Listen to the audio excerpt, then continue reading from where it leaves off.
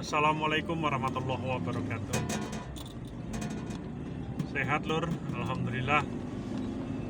Apabila di siang ini semua diberikan kesehatan, sehat rohani, sehat jasmani, tidak kurang satu apapun.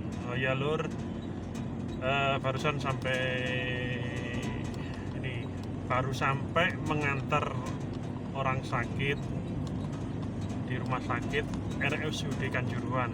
Saya ucapkan terima kasih RSUD Kanjuruhan yang selalu siap menerima pasien 24 jam, tidak membedakan kalangan manapun. Saya ucapkan terima kasih rumah sakit daerah RSUD Kanjuruhan. Di sini tadi saya memang agak panik ya. Bahasanya panik ini was-was.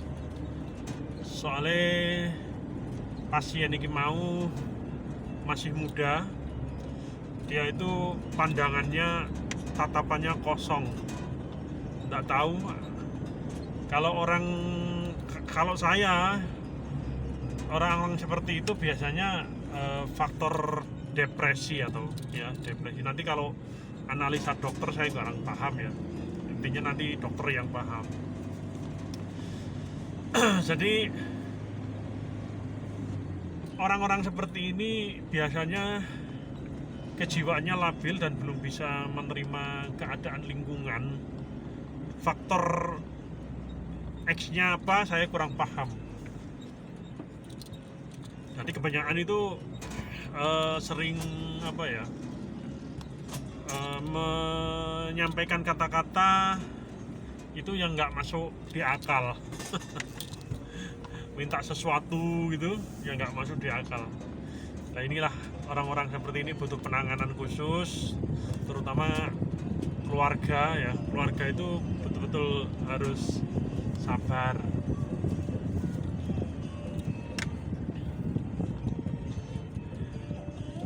Sekarang ini jam berapa ini? Jam 13 ya, jam 1.40. Ini sudah sampai di Jomblangan rel KA Panjen. Saya was-was dan panik itu apabila membawa pasien-pasien yang sifatnya butuh penanganan khusus.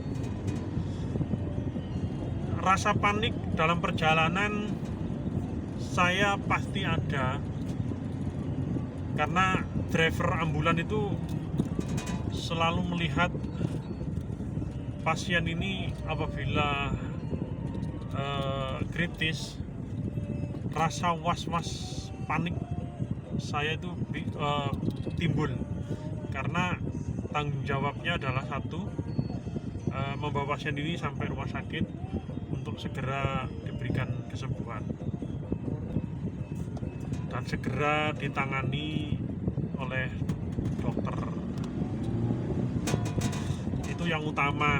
Kedua, driver apabila melihat pasien-pasien seperti itu memang butuh konsentrasi penuh ya, driver ambulan itu.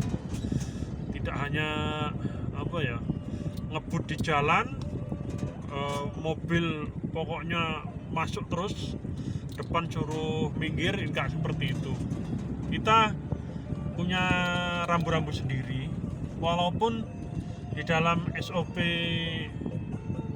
ambulan itu berada urutan yang kedua dari sekian kendaraan yang boleh didahulukan di jalan raya. Pertama itu pemadam kebakaran atau damkar, kedua ambulan ya, ketiga pejabat negara, keempat pejabat luar negeri, kelima ambulan orang atau ambulan jenazah.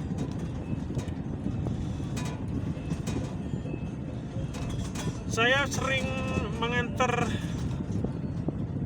orang sakit itu kebanyakan di RSUD Kanjuruhan ya, karena RSUD Kanjuruhan itu rumah sakit daerah.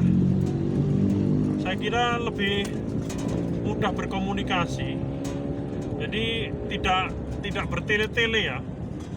apabila pasien sakit itu langsung dibawa masuk ke dalam atau ke UGD. Jadi nggak bertele-tele ditanya dulu ini itu, tidak. Yang penting pasien itu masuk ke dalam dulu, segera ditangani.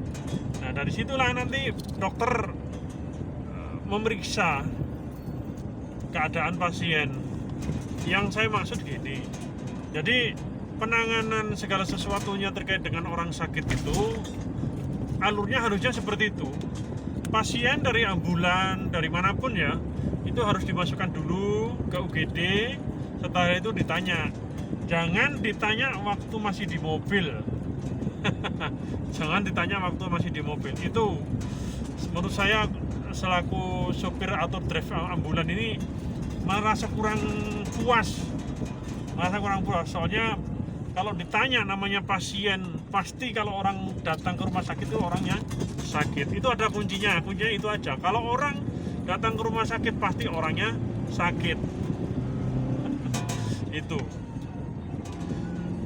Mau ditanya apa lagi?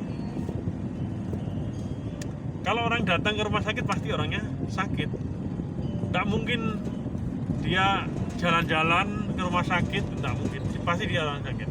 Makanya di sini harapan saya untuk kualitas penanganan rumah sakit dimanapun ya, mencontohkan di RSUD Kanjuruhan.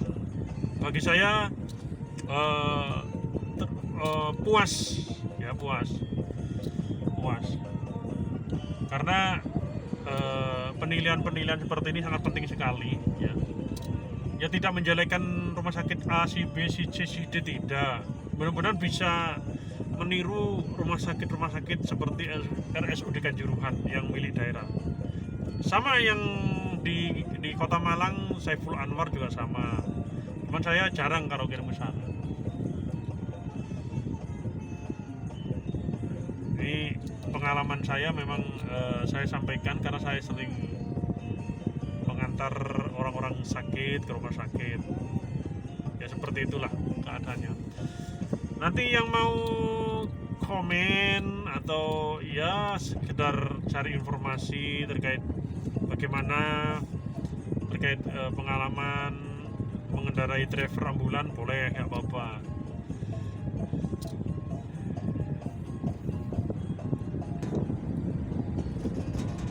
Nomor satu, keselamatan itu berkendara.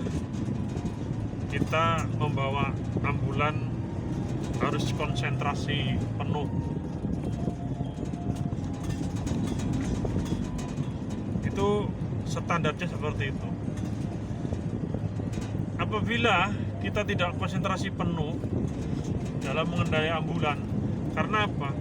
Yang kita bawa di ambulan di belakang ini, satu, pasti orang sakit dan keluarganya. Itu ya kata kuncinya. Sedarurat mungkin ya, sedarurat mungkin tetap kita harus konsentrasi dan waspada dalam berkendara mengendarai ambulan. Tak lupa sirine itu harus dinyalakan, rotatornya harus dinyalakan.